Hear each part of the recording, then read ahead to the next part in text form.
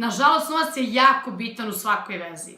E pa, dragi moji, kao neko koji je gamer i koji ima veliki procenat muške populacije na kanalu, odlučila sam da vam snimim jedan video koji će vam možda pomoći jer se kroz moje streamove, koji su by the way na Facebooku svaki dan, često provlačim neka pitanja poput kako smuti devojku, šta da radim, imam ovaj problem, nisam siguran u ovo. Daću vam neke generalne smernice koje će vam možda poboljšati šansu da smuvate devojku svojih snova. I obavezno mi u komentarima pišite da li delite isto mišljenje kao i ja, da li vam je neki savjet možda pomogao, da li vam je možda odmogao, ne daj Bože. Tako da bacite like i uživajte u videu. Prva stvar koja vam je jako bitna kod muško-ženskog odnosa je ta da zapravo vi sami treba da imate svoje život. Smatram da je to veoma bitno za komunikaciju, dakle da pričate o nekim stvarima koje radite, o školi, o trenzima, o bilo čemu, dakle apsolutno bilo čemu, jer kroz tu interakciju ćete najbolje upoznati partnera, tačnije tu devojku koja vam se sviđa, a i ona će takođe najbolje upoznati vas. Idealan primjer za to vam je, na primjer, hobi. Dakle, nešto čime se bavite često, nešto u što uložite dosta vremena i tako dalje. Dakle, ljudi uvek vole da čuju drugu stranu. Dakle, nebitno je da vam je isti hobi ili totalno različiti od njenog, samo pričajte o nečemu. Dakle, ja sam lično imala dečka koji je, na primjer, graffiti artist. Išao je, ne znam, u neki atelje, dakle, slikao je, a ja devojka gamer, dakle, totalno dve različite stvari, ali svakako smo se skontali, dakle, on je pričao o svom, ja sam pričala o svom i uvek nam je na neki način bilo interesantno. Tako da nemojte da se bojite ako mislite da ju nećete biti dovoljno zanimljivi i tako dalje, dakle, najbitnije je da konstantno imate nešto o čemu ćete da pričate. Druga stvar za koju smatram da je ženama jako bitna je zapravo higijena. Ljudi, niste svesni koliko je to važno. Dakle, higijena u smislu, ne da vi sad budete nešto preparfemisani, da vam odeća miriše na neke omekšivače i to, dakle, to ako može super, to je ogroman plus, ali pod higijenom mislim na to, dakle, da vam je uvek čista kosa, čista odeća, da uvek imate neku onu podpazuhovaču ili šta god, dakle, da, ne znam, perete zube redovno, menjate donji veš, otko znam, raznih ljudi ima, dakle, higijena. Verujte mi, molim vas, higijena je svakoj, ali apsolutno svakoj devojci bitna. U jednom videu sam prokomentarisala to što mi smeta, mislim uslovno rečeno smeta, to što jedan youtuber nije obrijao svoje dlake ispod pazuha i stvorila se gomila komentara, uglavnom od muškaraca naravno, kao zašto ja da se brijem, jesam ja neki gej, jesam ja ovo, jesam ja ono. Dakle, što isto smatram, dakle, da većini devojaka je to bitno. Ne morate vi da se brijete, ne morate vi da budete izbrijani skroz, ali bar skratite, zato što nekako tu se skuplja znoj, tu se skuplja sve, tako da, ne znam, mislim, zamislite, uvek kažem, zamislite mene ili bilo koju ribu kao da, i šumica, razumete? Mislim, okej, možda ja preterujem, možda ne, ali u svakom slučaju, eto, dala sam vam čisto neki primer, dakle, da pogledate malo iz ženske perspektive, dakle, šta to znači higijena. Sada stvar koju žene obožavaju, ali bukvalno žene odlepljuju na to je smisao za humor. Dakle, meni lično je to najbitnija stvar u muško-ženskom odnosu. Dakle, samo da mogu da se smejem, da mi neko diže raspoloženje, da budem srećna, nasmejana i tako dalje. Tako da, ako imate smisao za humor, slobodno, znači, bacite što više fora.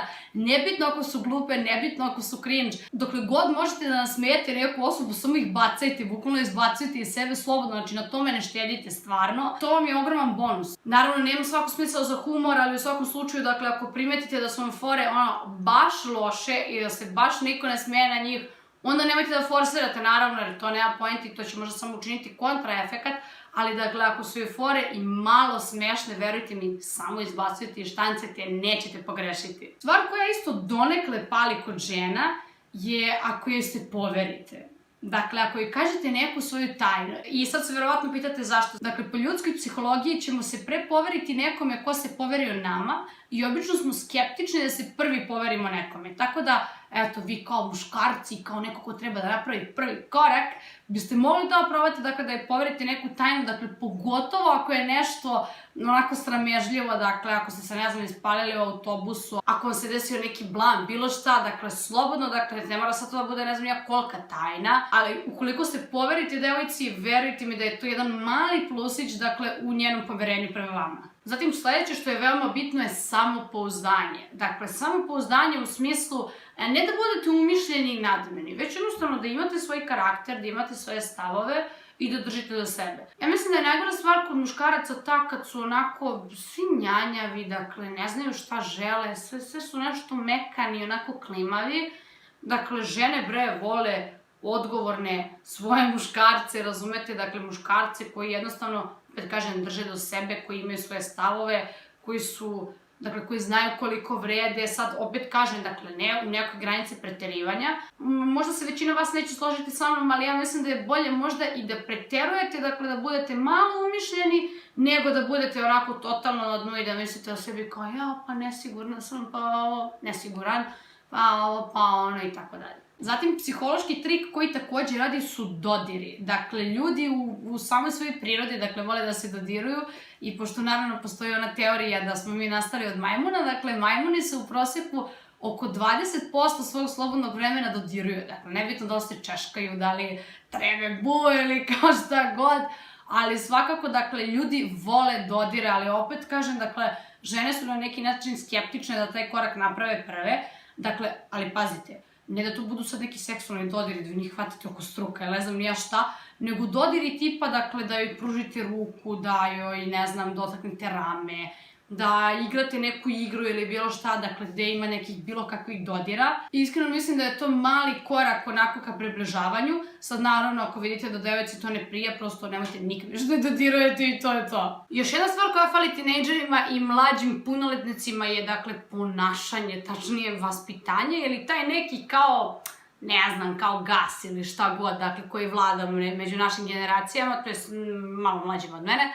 Uglavnom, dakle, klinci misle da ako budu onako drski, bezobrazni, ako su sve žene drolje, ne znam ja šta će da to upali. Ne. Verujte mi, ne. Jednostavno, svakoj devojci imponuje kad je neko kulturan, kad je neko prijatan, kad joj se neko obraća sa poštovanjem. Takođe, jako bitna stvar je ta kako se momci ponašaju prema drugim devojkama. Dakle, nebitno je da li su drugarice, da li su bivše devojke ili šta već.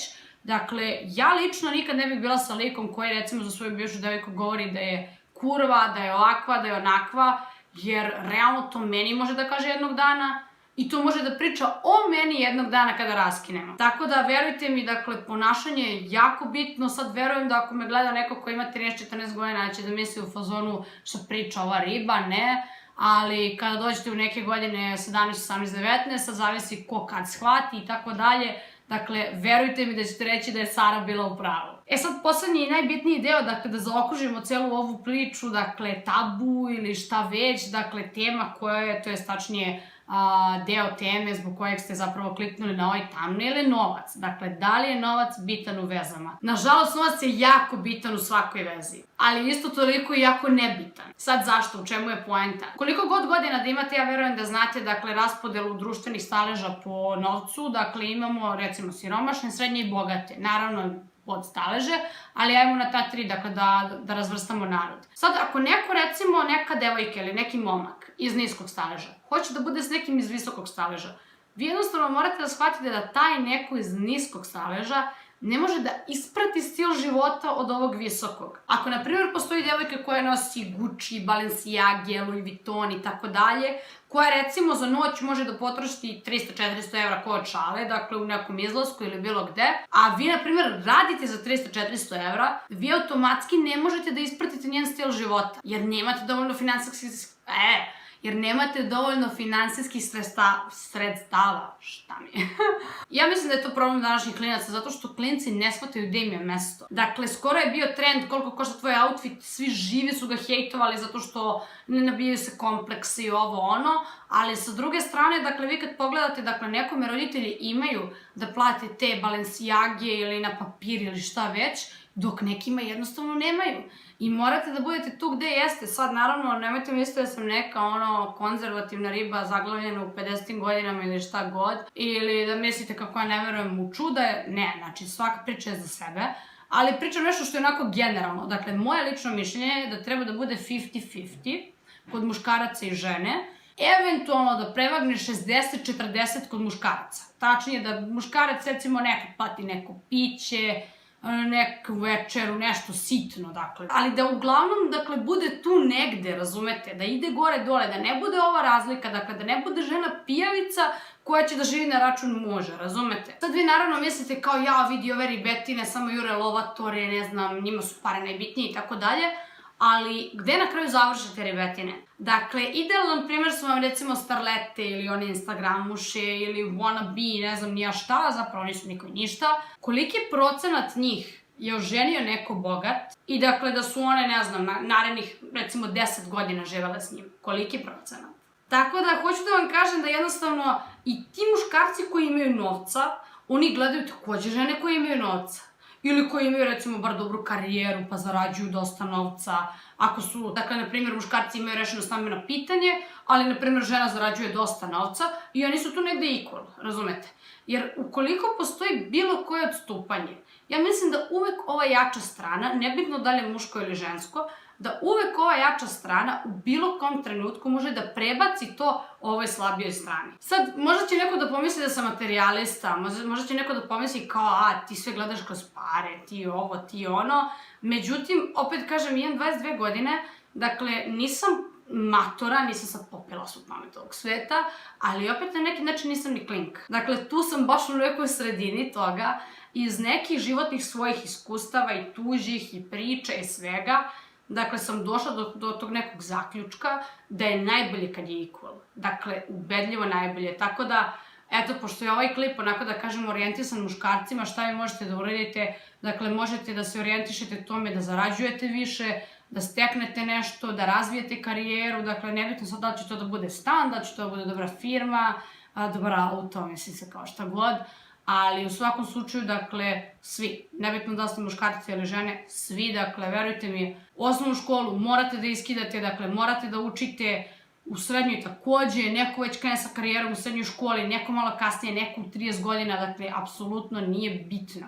Bitno je, dakle, da ukoliko želite nekog s novcem, da i vi morate da imate novac. Jer nikad, verujte mi, mislim, naravno, sad ja opet ponavljam, ja govorim uopšteno. Dakle, u svakoj životnoj sferi ima izuzetaka, ali ja govorim nešto što je generalno, da kažem, i nešto što je možda opet na neki način subjektivno, jer je, opet kažem, dakle, ja mislim da je 50-50 najbolje. Dakle, neki misle da, recimo, muškarac treba sve da plaća. Da žena ne treba radi ništa, žena treba sedi kući, gaji decu i tako dalje. Dakle, i to je okej, naravno, svako ima pravo na svoje mišljenje, zar ne?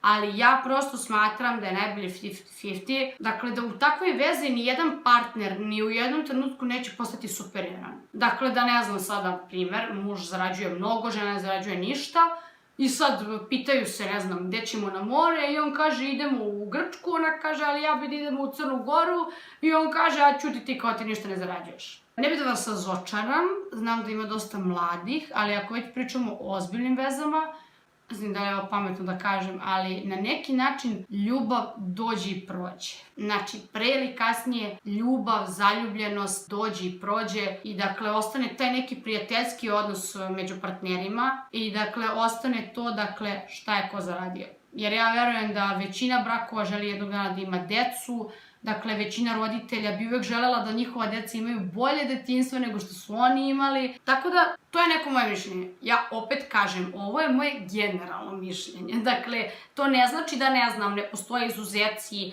da ne postoje srećni brakovi ukoliko žena ne radi ili ukoliko muž ne radi. Dakle, 21. vek ima svega danas. Zato, nemojte da me smatrate nekom ograničenom, primitivnom osobom ili slično.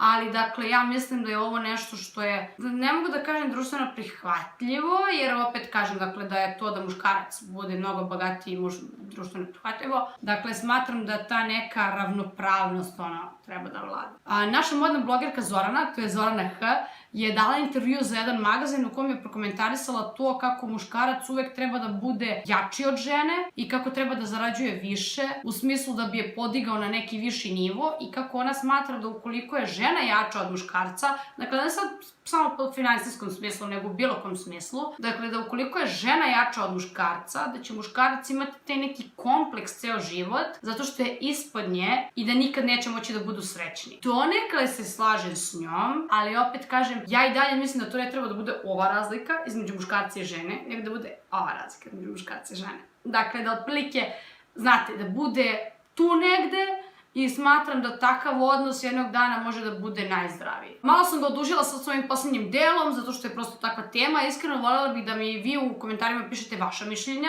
dakle da mi napišete zbog čega se slažete sa mnom, zbog čega se ne slažete.